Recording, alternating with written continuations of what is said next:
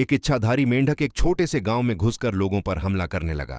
वो मेंढक जब किसी पर छलांग मारता तो उसे कुचल देता था। कुछ ही लोग उसके हमलों से बच पाए। जब अर्जुन वीर नाम के एक बहादुर लड़के को इस बात का पता चला तो उसने उड़ने वाले अपने गैजेट विंगमैन के साथ उस गांव की ओर रुख किया। गांव में पहुंचते ही अर्जुन ने देखा कि मेंढक किसी को ढूंढते हुए इधर उधर घूम रहा है। तभी उनके सामने वो विशाल मेंढक आ खड़ा हुआ। अचानक मेंढक के दो हिस्से हुए और उसमें से उसका असली रूप निकला, एक शक्तिशाली प्राणी जिसका नाम था मेंढराज। मेंढराज बोला, हट जाओ बच्चे, मैं बच्चों को नुकसान नहीं पहुंचाता। अर्जुन बोला, मैं बच्चा नहीं, अर्जुन वीर हूं, सबकी रक्षा के लिए आया हूं। तुम लोगों को क्यों मार रहे हो? यह सुनकर मेंढराज की आंखों में आंसू आ गए। उसने कहा, मेरा नाम मेंढराज है, मैं एक इच्छाधारी मेंढक हूं।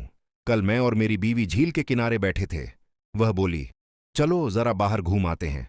मैंने मना किया कि बरसात का मौसम है, बाहर निकलना खतरनाक है, लेकिन वह नहीं मानी। प्यार में मैं भी तैयार हो गया। हम दोनों जादू से छोटे मेंढक बनकर बाहर निकले। रास्ता पार करते समय एक पीली जीप आई। उस ड्राइवर ने जानबूझकर मेरी बीवी के ऊपर जीप चढ़ा दी। वो वहीं पर मर गई। तब से मैं बदला लेने के लिए सब इंसानों को मार रहा हूं, क्योंकि मुझे नहीं पता था कि वो ड्राइवर कौन था।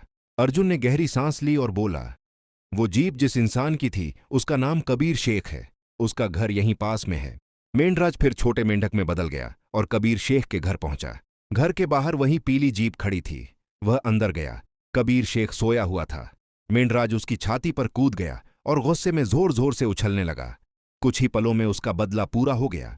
मेंढराज की आंखों में आंसू थे, लेकिन अब उसके दिल में शांति थी।